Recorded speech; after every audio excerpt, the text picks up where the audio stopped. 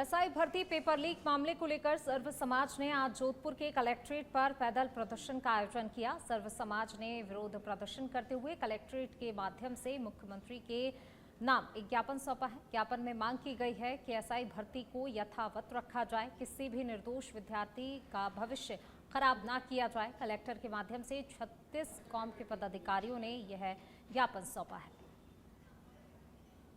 इस भर्ती के अंदर मेरे पति धर्मेंद्र सिंह शेखावत जी हैं, तो वो मतलब इस भर्ती के लिए मतलब बहुत मेहनत की है। उनसे इस भर्ती को यथावत रखो और मतलब जो दोषी है उनको ही सजा दो, निर्दोषियों को बिल्कुल भी सजा मत दो। मेरी मम्मी, दोनों मम्मी रोज सुबह शाम मुझे बोलते हैं कि क्या होगा इस भर्ती का। रोज ऐसे घर वाले परेशान रहते हैं कि मतलब क्या होगा कुछ नहीं पता। रोज सुबह उठते हैं, शाम को मम्मी, दोनों मम्मी पापा सब ऐसे टेंशन में रहते हैं। इनके 2-3 बहनें हैं, उनको हम यहाँ पे पढ़ाते हैं जोधपुर में ही, तो वो सब तैयारी कर रहे हैं। और मतलब इस भर्ती को किसी भी हालत में मुख्यमंत्री जी महोदय से नम्र निवेदन है कि इस भर्ती को कोई भी हालत में रद्द नहीं करें और यथावत रखें।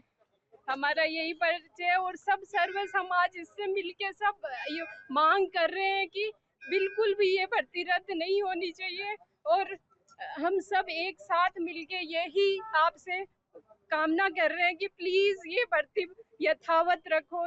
हम कलेक्टर महोदय के माध्यम से मुख्यमंत्री को ज्ञापन सौंपने के लिए आए हैं। सर्व समाज 36 कौम के बैनर तले सर्व समाज 36 कौम के आज पदाधिकारी यहाँ आए हैं और ये मांग करने के लिए आए हैं कि जो एसआई की भर्ती है उसको निरस्त किसी सूरत में नहीं किया जाए।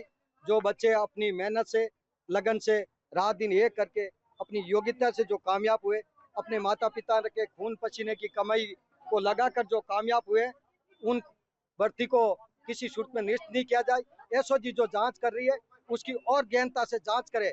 हम धन्यवाद देना चाहते हैं एसओजी को कि वो अपनी जांच करे, परंतु जो निर्दोष हैं दोषियों को सजा मिले, परंतु निर्दोषों को किसी प्रकार की सजा नहीं मिले।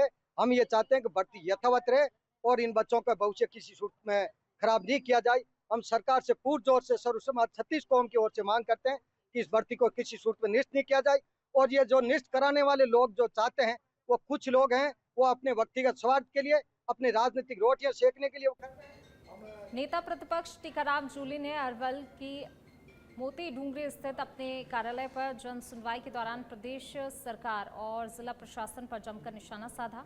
उन्होंने आम जनता की शिकायतें सुनते हुए कई गंभीर मुद्दों को भी उठाया और सरकार को आड़े हाथों लिया। जूली ने सुप्रीम कोर्ट की हालिया टिप्पणी का हवाला देते हुए कहा कि कल सुप्रीम कोर्ट ने कोटा में छात्रों की आत्महत्याओं पर राज्य सरकार को फटकार भी लगाई। ये शर्मनाक है कि सरकार कोई ठोस कदम नहीं उठा रही है। एक तो सर जन समस्या में आपके पास में क्या क्या समस्याएं आ रही है जन सुनवाई में आपके पास में? समस्याएं इस सरकार के अंदर जन सुनवाई तो कोई होती नहीं। सरकार सिर्फ फॉर्मेलिटी कर रही है। यहाँ इनके मंत्रियों से पानी के मांगो तो मन छोड़ के चल देते हैं, मंत्रियों से पानी की कहो तो मोबाइल छीन लेते हैं। ये हालत इस सरकार की है। आज अलवर जिस प्रकार से पानी की, बिजली की समस्या से जूझ रहा है, अन्य समस्याएं तो आप छोड़ दीजिए, जो रोजमर्रा की जो जरूरतें हैं, शिक्षा है, चिकित्सा है, आज हॉस्पिटल्स के हालात क्या हैं, लोगों को दवाइयाँ नहीं मिल रही समय पे, गलत ब्लड चढ़ाया जा रहा है, ये स्थिति यहाँ पे बन चुकी है। एजुकेशन की हम बात करें तो महात्मा गांधी शिक्षकों को लगना था, पूरा एक सत्र में निकल गया। नुकसान किसका हुआ? बच्चों का। आपने बच्चों का 1 साल खराब कर दिया। उनको टीचरों के इंटरव्यू हो गए, सिलेक्शन हो गया, आपको सिर्फ पदस्थापन करना है, वो आप नहीं कर पाए। तो मनसा ठीक है नहीं आप लोगों की, ये स्थिति सरकार की बनी हुई है। आज तो जिला अस्पताल में भी एक ऑपरेशन के नाम पे 8,000 रुपये ठगी का मामला है सरकारी अस्पताल में। मेरी जानकारी में मामला है नहीं है, लेकिन अभी एसएमएस में ही कल गलत ब्लड चढ़ने से एक महिला की डेथ हो गई। ये स्थिति बनी हुई है। मॉनिटरिंग पाली के सुमेरपुर में कैबिनेट मंत्री ज्वाराराम कुमावत ने नवीन रोडवेज बस स्टैंड का भूमि पूजन किया।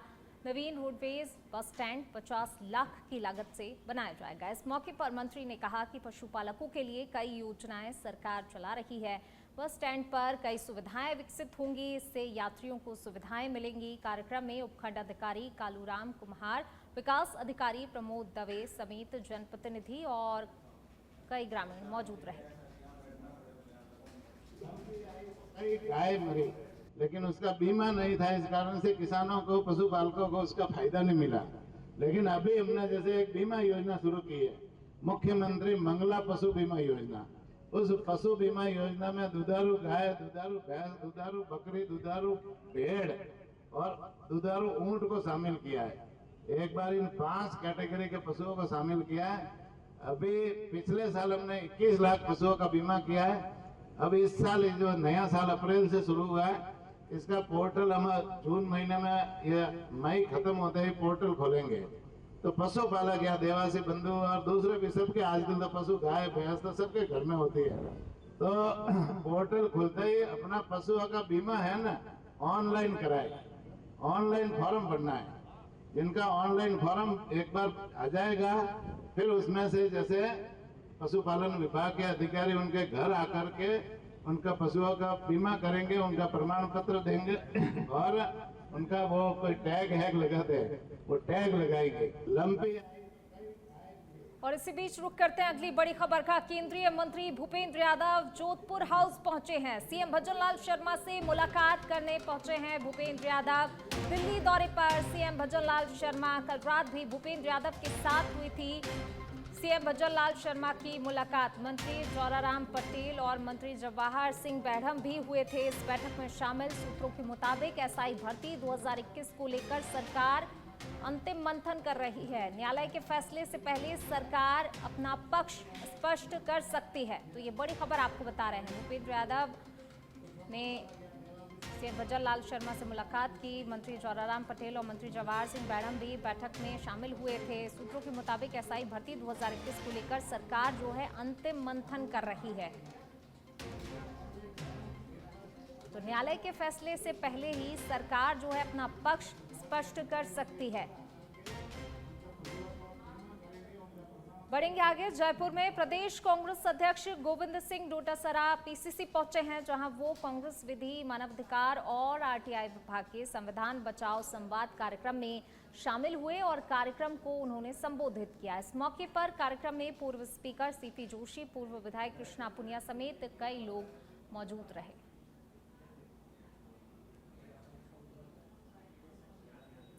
झुंझुनू के चढ़ावा कस्बे में पीएचईडी मंत्री कन्हैयालाल चौधरी ने एक बड़ा बयान दिया। उन्होंने कहा कि पीएचईडी डिपार्टमेंट में खाली पड़े इंजीनियरों और कर्मचारियों के पद प्लेसमेंट एजेंसी के जरिए भरे जाएंगे और 600 जेईएन की भर्ती भी जल्द ही पूरी करेंगे। पिलानी विधानसभा के अंदर वास्तविक पिलानी और सूरतगढ़ 2 ऐसी विधानसभा है जिनके अंदर वास्तव में बहुत बड़ी दिक्कत थी। काफी समय से प्रयास करने के बाद में हमारे यशस्वी मुख्यमंत्री भजनलाल जी के द्वारा देश के प्रधानमंत्री मोदी से निवेदन करने के बाद में 1092 करोड़ रुपए की योजना का हमने वर्क ऑर्डर दे दिया। आने वाले अगले महीने में उसका भूमि पूजन करने जा रहे हैं। इसके साथ ही जो गाँव झुंझुनू के जो बचे रहे हैं, टोटल 1100 गाँव है, लगभग 300 गांव का हमने योजना कर दी। जो बाकी जो बचे उनके लिए हमने 7000 करोड़ की योजना का टेंडर 30 जून से पहले हम लगाने जा रहे हैं। पिलाने के लिए हमने 30 करोड़ रुपए का अलग से मंडराला कौन सी जगह मंडरेला से हम अलग से 35 करोड़ रुपए उससे ये जो लाइन आई उसे डायरेक्ट वहाँ पे अलग बुस्टिंग करेंगे। आने वाली गर्मी के अंदर मैं आपको माध्यम से जनता को पिलानी और सूरतगढ़ की जनता को, चढ़ावा की जनता को आश्वस्त। जोधपुर के बाजार में खरीदारी करने आई एक महिला के कपड़ों में अचानक आग लग गई। महिला के साथ 3 अन्य महिलाएं और थीं।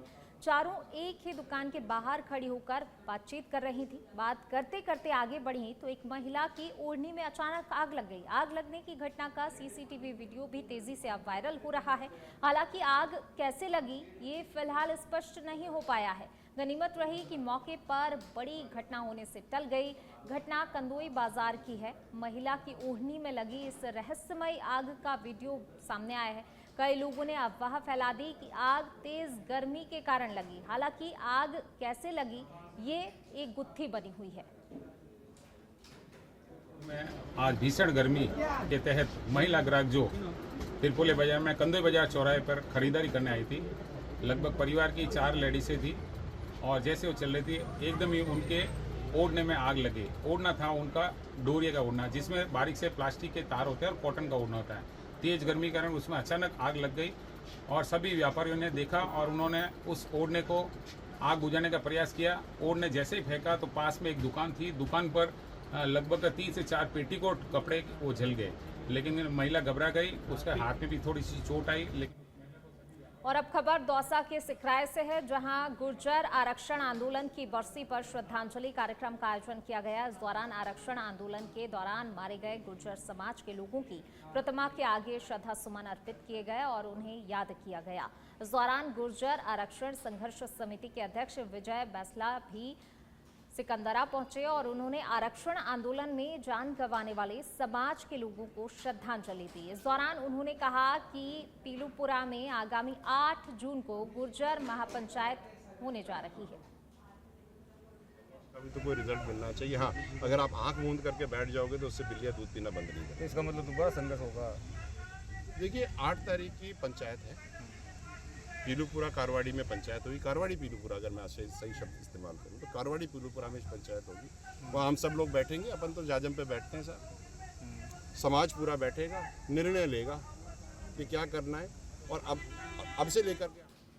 प्रतापगढ़ में प्रसिद्ध सीता माता मेले की तैयारियां शुरू हो गई हैं। ग्राम पंचायत पाल और पंचायत समिति नमोतर के संयुक्त तत्वाधान में मेले को लेकर बैठक आयोजित हुई। बैठक की अध्यक्षता एसडीएम मणिलाल तीरगर ने की, जिसमें विकास अधिकारी सत्यप्रकाश विजयवर्गीय, सरपंच संगीता मीणा, ग्राम विकास अधिकारी जीवनलाल सहित पंचायत के अन्य कर्मचारी मौजूद रहे। बैठक में व्यापारियों और मेलार्थियों के लिए दिशा निर्देश भी जारी किए गए। मध्य प्रदेश, राजस्थान, गुजरात और महाराष्ट्र से भारी संख्या में लोग यहां सीता माता के दर्शन के लिए आ रहे हैं। श्रद्धालुओं को मंदिर तक पहुंचने के लिए लगभग 5 किलोमीटर पैदल चलना पड़ता है। जिला प्रतापगढ़ में सीता माता अभ्यारण्य में हर साल सीता माता नाम से एक मेला आयोजित होता है, जो विशाल मेला होता है, जिसमें आसपास के राज्य के लोग भी आते हैं। और जैसा हमने सुना है लगभग 2-2.5-3 लाख के आसपास लोगों का लास्ट डे आने का रहता है। तो इसको मद्देनजर रखते हुए हमारे ग्राम पंचायत लेवल से लगा करके जिला प्रशासन तक लगा करके जिला परिषद, जिला प्रशासन, जिला पुलिस और सब ने मिलकर डूंगरपुर के बिछीवाड़ा पुलिस ने रतनपुर बॉर्डर पर चेकिंग के दौरान 2 डंपर ओवरलोड बजरी से डिटेन किए हैं। दोनों डंपर के पास बजरी परिवहन को लेकर कोई भी वैध दस्तावेज उपलब्ध नहीं थे, जिस पर दोनों डंपर को डिटेन कर थाने में रखवाया गया और दोनों के ड्राइवरों को भी डिटेन किया गया है। वहीं जिला माइनिंग विभाग को इसकी सूचना भी दे दी गई है।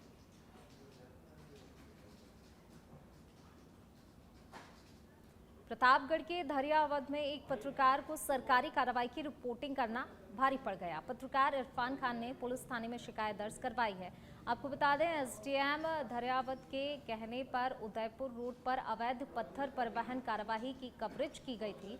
अगले ही दिन ट्रैक्टर चालक नारायण मीणा को वन विभाग में कार्यरत वनपाल मदन लाल मीणा ने बीच रास्ते में रोककर धमकाया।